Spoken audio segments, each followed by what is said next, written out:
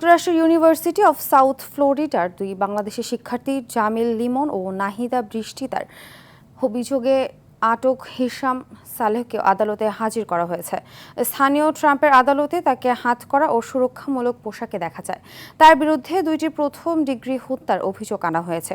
তিনি এখন পুলিশ হেফাজতে রয়েছেন বলে নিশ্চিত করেছে প্রশাসন। হিশাম সালেহর বিরুদ্ধে মানসিক সমস্যার অভিযোগ আছে। এছাড়া তার বিরুদ্ধে একটি সুরক্ষা আদেশও জারি হয়েছিল বলে জানিয়েছে পুলিশ। এর আগে নিখোঁজ শিক্ষার্থী জামিল লিমনের মরদেহ শুক্রবার হাওয়ার্ড ফ্র্যাঙ্কল্যান্ড ব্রিজ থেকে উদ্ধার করা হয়েছে। অপর শিক্ষার্থী নাহিদা বৃষ্টি এখনও নিখোঁজ রয়েছেন। তবে ঘটনাস্থল থেকে বিপুল রক্তের আলামতের ভিত্তিতে তদন্তকারীরা আশঙ্কা করছেন তিনিও হত্যাকাণ্ডের শিকার হয়ে থাকতে পারেন।